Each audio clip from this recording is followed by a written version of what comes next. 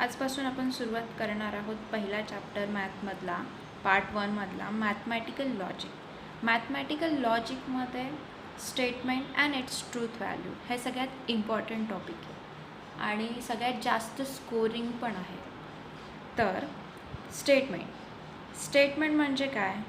पहिल्यांदा तर आपण जेव्हा केव्हा इंग्लिशमध्ये किंवा कुठल्याही लँग्वेजमध्ये जेव्हा बोलतो तेव्हा आपण वेगवेगळे सेंटेन्स यूज करतो, त्याला आपण स्टेटमेंट्स म्हणू शकतो, राईट.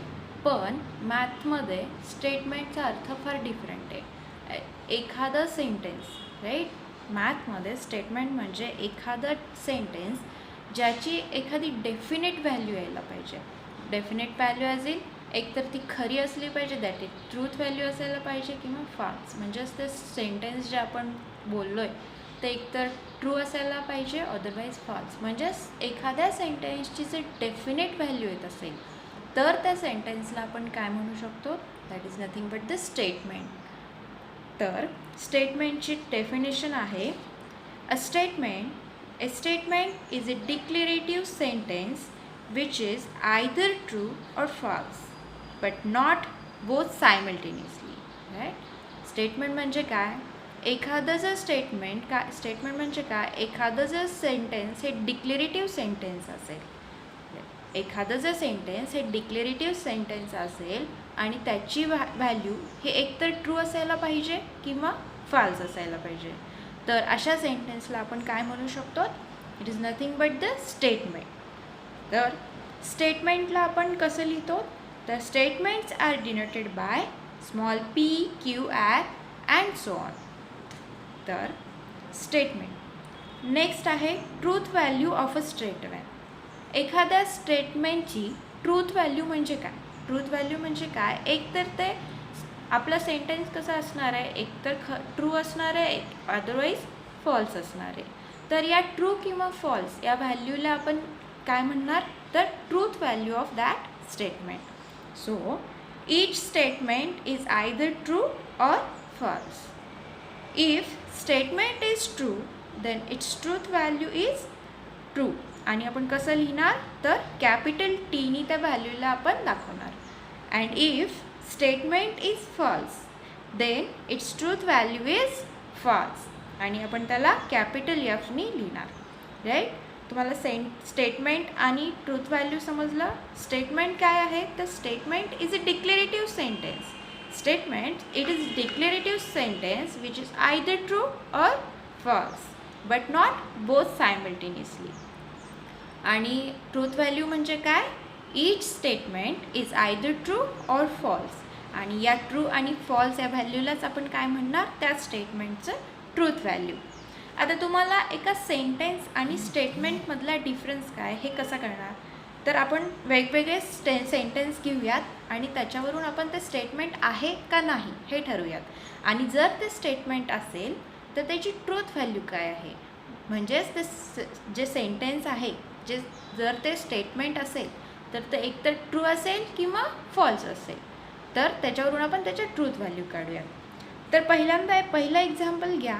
पहिलं सेंटेन्स आहे, go and close the door. काय? Go and close the door. तर ह्या सेंटेन्सला आपण एखादं ट्रू किंवा फॉल्समध्ये डिक्लेअर करू शकतो का?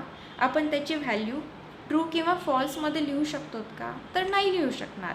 काय आहे याला आपण मग जर आपण याची ट्रूथ व्हॅल्यू नाही लिहू शकत, म्हणजेच याचं जर ट्रू किंवा फॉल्स ही व्हॅल्यूच नसेल तर आपण त्याला स्टेटमेंट म्हणणार का?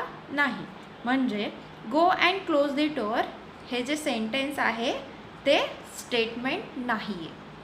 नेक्स्ट एक्झाम्पल बघा, व्हॉट अ प्लेझंट वेदर. काय? What a pleasant weather. आता ह्या सेंटेन्सला आपण स्टेटमेंट म्हणू शकतो का? तर नाही. का? कारण की याची व्हॅल्यू नाही आहे. ट्रू किंवा फॉल्समध्ये आपण हे वाक्य बरोबर आहे किंवा चुकीचं आहे असं म्हणू शकतो का? याची व्हॅल्यू काही निघणार आहे का? एक डेफिनेट व्हॅल्यू निघणार आहे का? तर नाही निघणार. म्हणून व्हॉट अ प्लेझंट वेदर हे सेंटेन्स स्टेटमेंट नाही आहे. नेक्स्ट, आता टुडे इज संडे. काय? Today is Sunday. ह्या वाक्याकडे लक्ष देऊन पहा.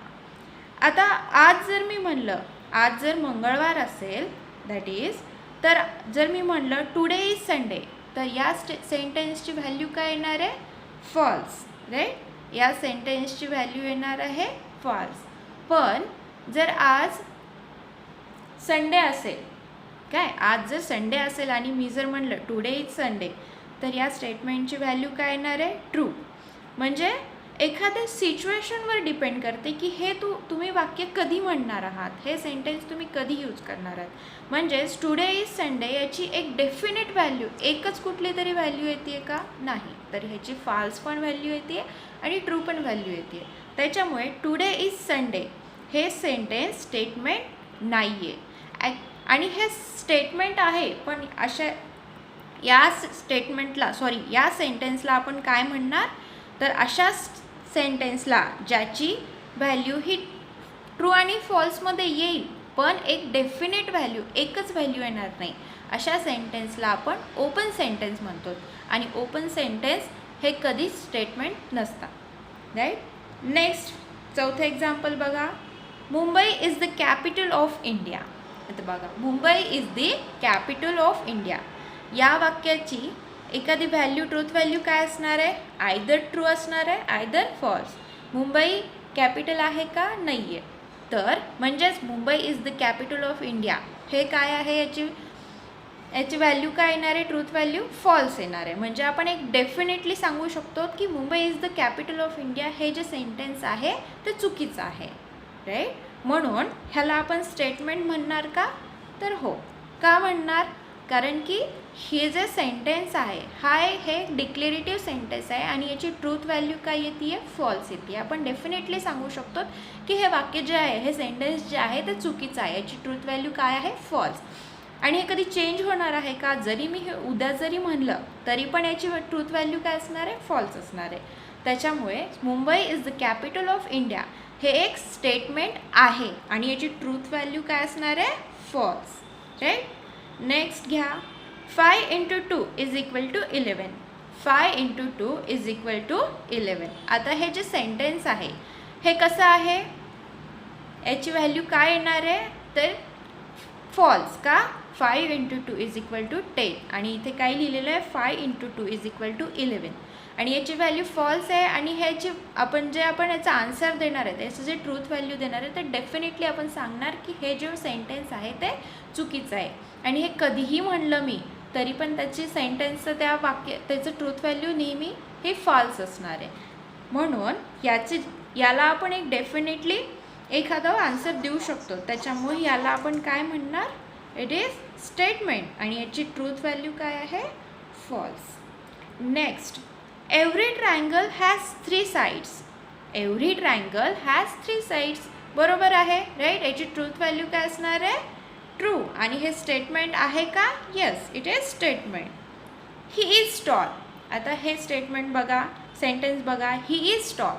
आता जर जो बोलतो याच्यावर डिपेंड करेल. जर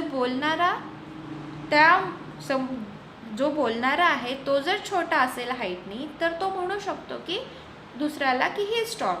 पण जो म्हणणारा आहे त्याच्यापेक्षा जर तो काय असणार आहे? त्याच्यापेक्षा जर तो हायटेड असेल तर तो म्हणेल का ही इज टॉल? नाही म्हणणार. म्हणजेच ह्या सिच्युएशनवर डिपेंड करतं की हे कोण बोलतं आहे, हे वाक्य कोण बोलतं आहे. जर एखादा छोटा पर्सन बोलत असेल तर इट इज ट्रू आणि एखादा मोठा पर्सन बोलत असेल तर ही इज टॉल हे सेंटेन्स कसं होणार आहे? फॉल्स. म्हणजेच याची व्हॅल्यू आयदर फॉल्स येईल, आयदर ट्रू येईल का? नाही. तर ह्याची व्हॅल्यू सिच्युएशनवर डिपेंड करेल, कोण बोलतं आहे. म्हणजेच कधीही फॉल्स असणार आहे, कधीही ट्रू असणार आहे. म्हणजे ही डेफिनेट व्हॅल्यू आहे का या वाक्याची? नाही आहे. म्हणून हे सेंटेन्स काय आहे? हे स्टेटमेंट नाही आहे. तर टुडे इज संडे आणि ही इज टॉल ह्या अशा प्रकारच्या वाक्यांना आपण काय म्हणतो? Open sentences, right.